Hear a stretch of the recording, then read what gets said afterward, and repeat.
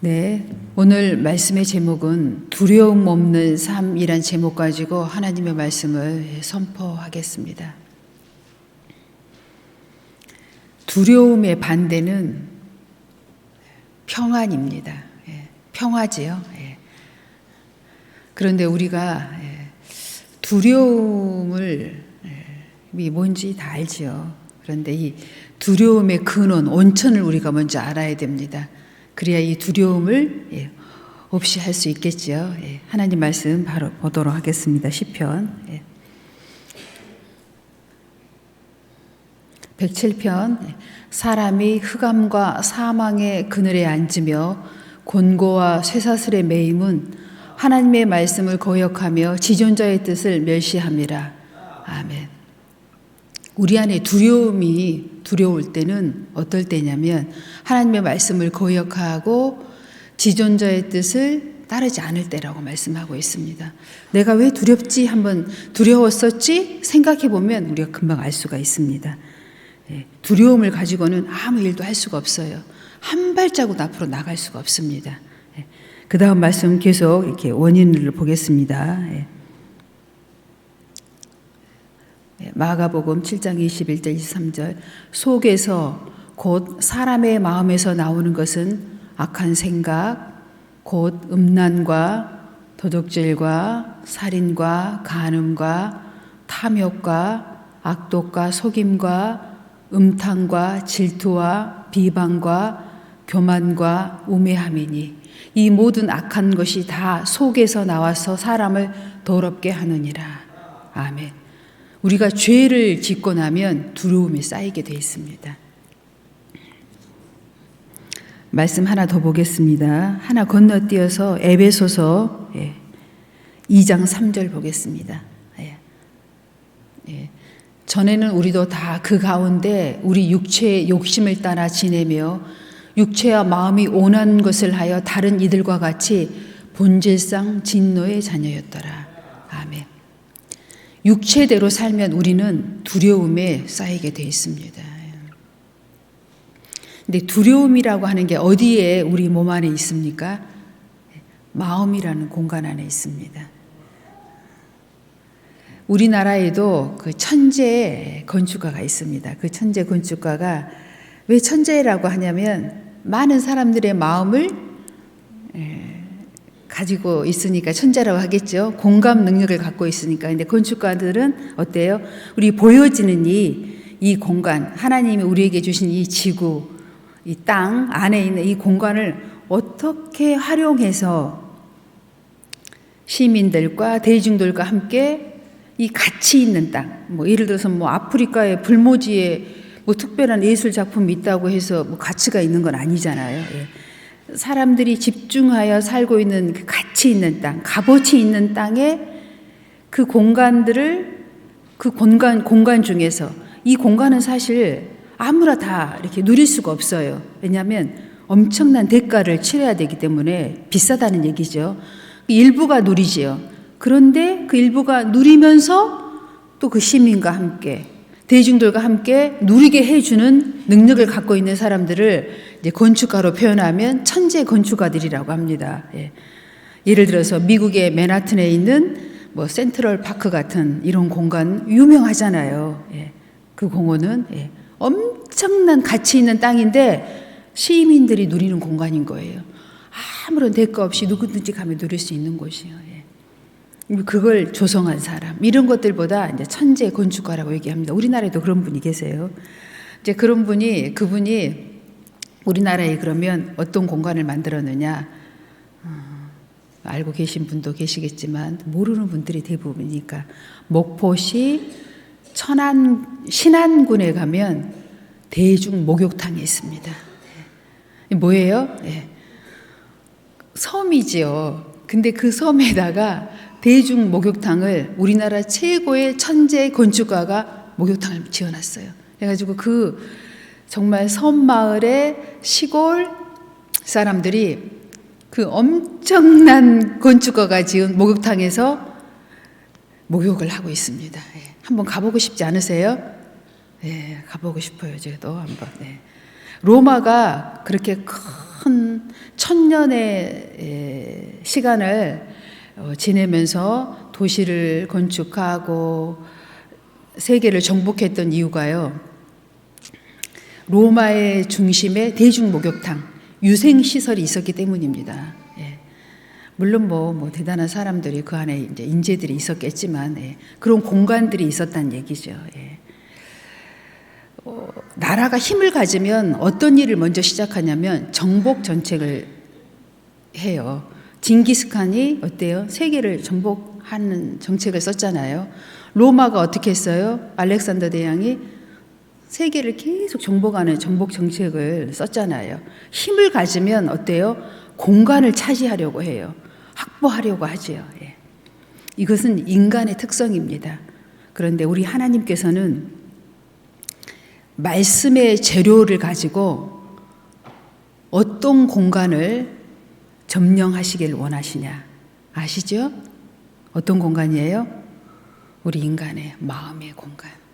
이 텅 비어있는 이 빈 공간, 이 마음의 공간에 하나님께서 친히 좌정하셔서 하나님의 나라를 세우시길 원하십니다. 이것이 하나님의 정책이에요. 우리가 이걸 먼저 깨닫지 못하고서는 신앙생활을 아주 성공적으로 아주 승리할 수가 없습니다.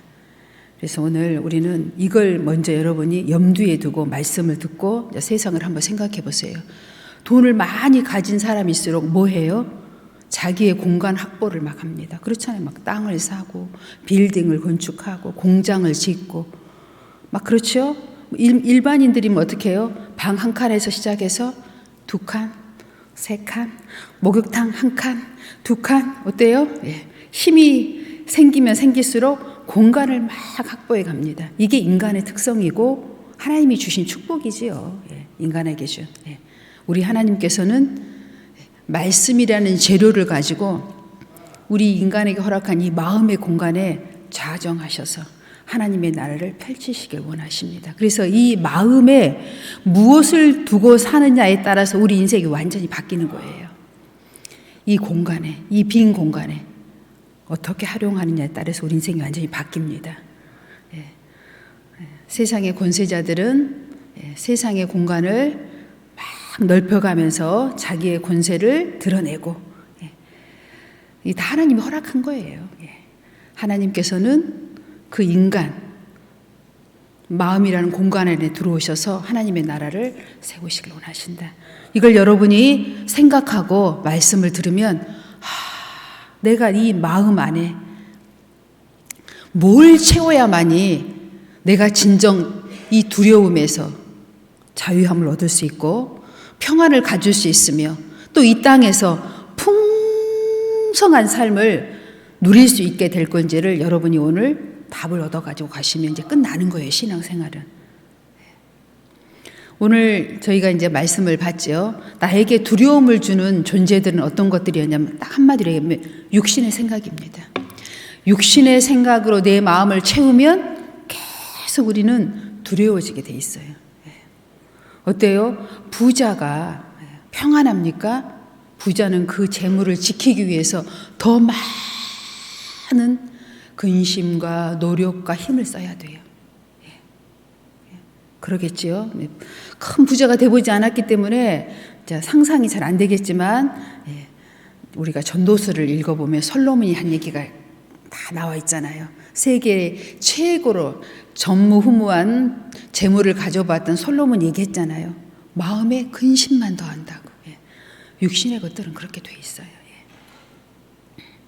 그런데 이제 우리의 마음을 이제 하나님의 것으로 채우고 나면 달라진다는 것입니다. 그 다른 것을 다 가져도 평안을 누리면서 세상 것을 채워도 하나님의 것을 채우면 다 이 평안을 누릴 수 있다고 성경이 말씀하고 있습니다. 시편 119편 165절을 한번 보겠습니다. 위로 올라가 주세요. 주의 법을 사랑하는 자에게는 큰 평안이 있으니 그들에게 장애물이 없으리이다. 아멘. 하나님이 예수님을 이 땅에 보내셨지요. 보내시고 십자가를 못 박히게 하셨어요. 그가 징계를 받음으로 우리는 평화를 누리고. 이미 다 이루어진 사실입니다, 이건. 그리고 이것을 누리려면 딱 한 전제 조건이 필요해. 뭐예요? 믿음이라는 전제 조건만 필요합니다. 믿기만 하면 이 평화는 다 믿는 자에게 누리는 그냥 거저오는 축복입니다. 전제 조건이 딱 뭐였다고요? 믿음. 그리고 하나님께서 우리 안에 임재하시는 조건은 딱 하나예요. 뭐예요? 말씀으로 임재하십니다. 그러니까 여러분이 재료를 갖고 있으면 되는 거예요. 말씀의 재료를 갖고 있는 사람은 어떻게 해요? 내 마음을 다스릴 수 있는 겁니다.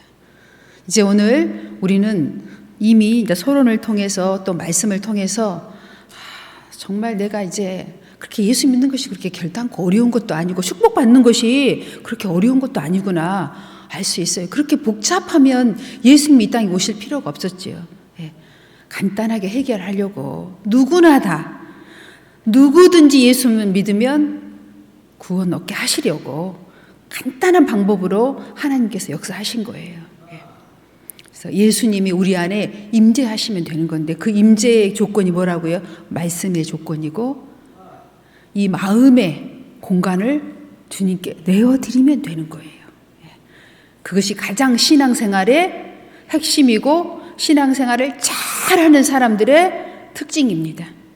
그래서 그 사람 중에 오늘 하나가 누구냐 하면 다윗이라는 사람이에요. 우리 본문의 시편 27편이 다윗이 이 시편을 하나님 앞에 읊었습니다. 내 마음이 하나님 이렇습니다. 나는 이런 사람입니다. 하나님 앞에. 왜냐하면 여러분 다윗은 어떤 사람이었어요? 수없이 전쟁을 한 사람이에요. 여러분도 뭐 우리는 직접 이 시대의 전쟁을 겪어보진 않았지만 눈으로 귀로 많이 들었잖아요. 정말 전쟁에 나간다는 것, 싸워야 한다는 건 정말 생명이 연결되어 있는 일이잖아요. 그냥 나가서 죽고 오는 수도 있고 정말 하나님이 살려주시면 나오지요. 그런 전쟁에 수없는 전쟁을 참전하고 들어오고 나오고 하면서 그 얼마나 두려웠겠어요. 그럴 때마다 다윗은 시편 27편처럼 이런 믿음의 시를 하나님께 읊으면서 자기 자신을 다스렸다는 것입니다.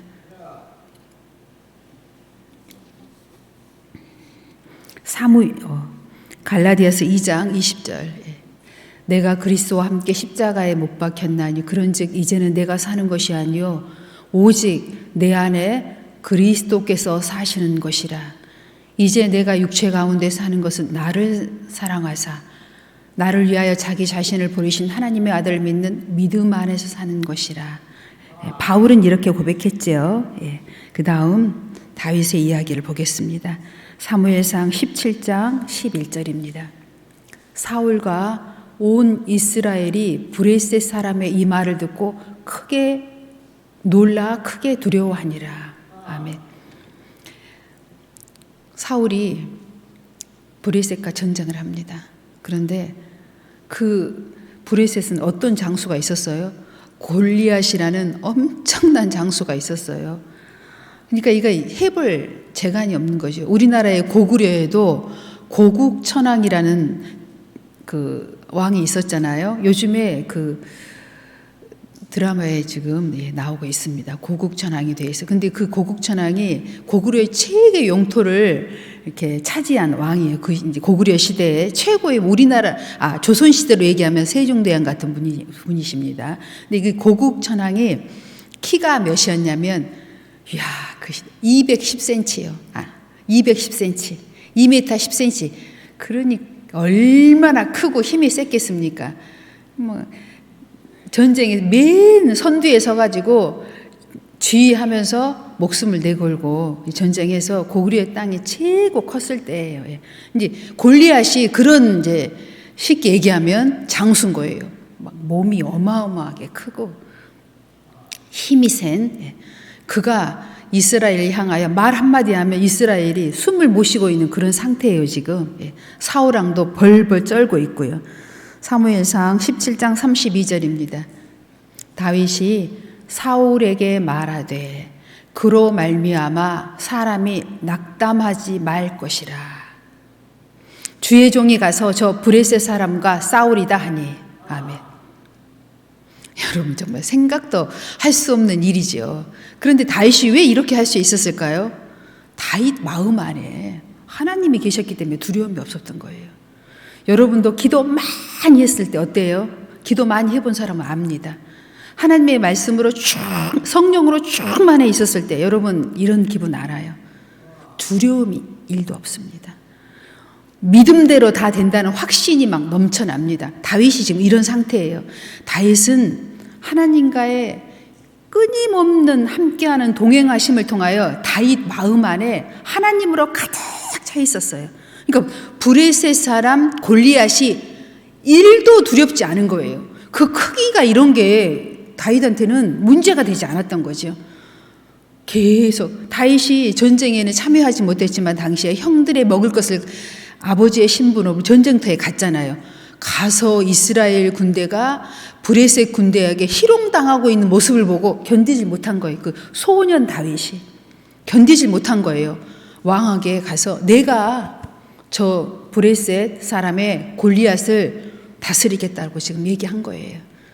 이건 인간의 힘으로는 여러분 상상해 보십시오. 안 돼요. 안 돼요. 어때요? 그 마음 안에 하나님으로 가득 채워지면 가능. 오늘 우리에게 적용하라는 말씀입니다. 우리가 세상을 살아가는데 너무 높고 너무 크고 위대해서 감히 나는 건널 수 없고 바라볼 수도 없지만 어때요?